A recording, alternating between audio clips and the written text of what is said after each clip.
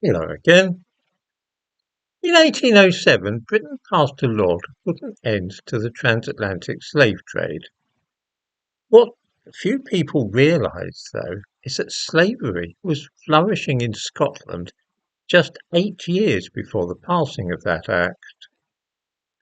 For centuries, Scottish coal miners had been bought and sold along with pit ponies and mining equipment.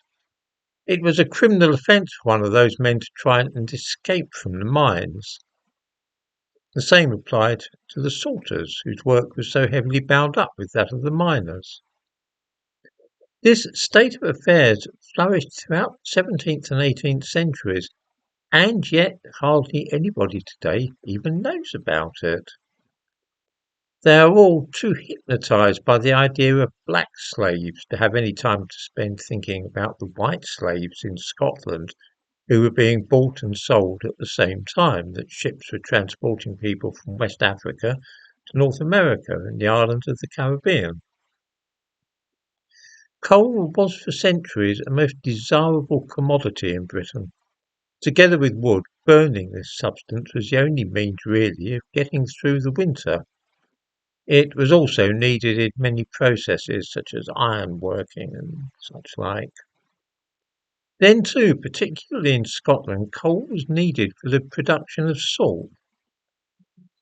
Seawater was boiled in huge pans, and as the water evaporated, salt crystals were left behind.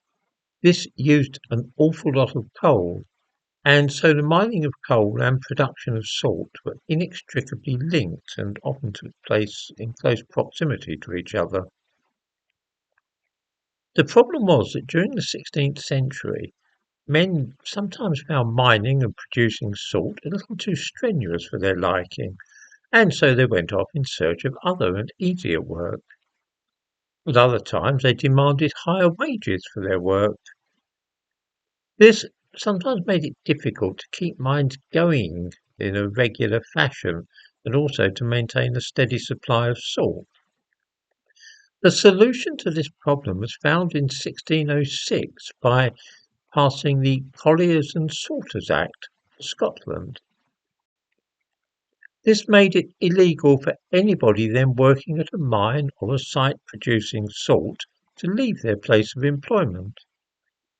They could be prosecuted as thieves if they did so, and returned to their place of work by the authorities. They were, in fact, made slaves by this act. Their status was reduced to that of ponies, in that they actually belonged to the owner of the mine. If he then sold the mine, then the men working there were sold as part of the business. They were owned by whoever owned the mine.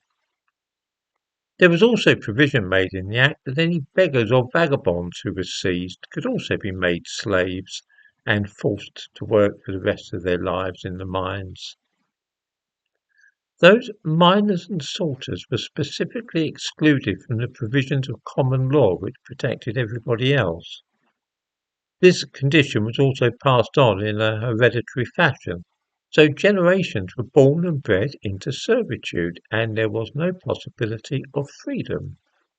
They were bound to the land, bound to the mine, just as serfs were in Tsarist Russia up until the 1860s. In 1775, an act was passed which attempted to bring this situation to an end. The Colliers and Sorters Scotland Act of 1775 declared that Scottish colliers and sorters lived in what was described as a state of slavery or bondage, and described the reproach of allowing such a state of servitude to exist in a free country.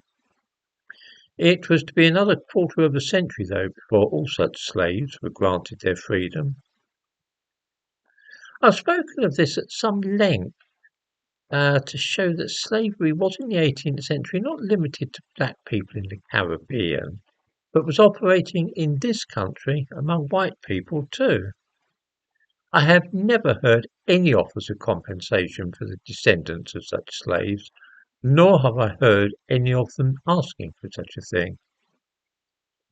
People in Scotland, like most normal and well-balanced folk, are content to reflect that times were very different 200 or 300 years ago than they are now, and that it is hopeless to try and set straight injustices which occurred decades or even centuries before Queen Victoria came to the throne. It is ancient history, and we might as well start complaining to Italy about the Roman occupation, or to Denmark about the behaviour of the Vikings 1,000 years ago. The past is another country.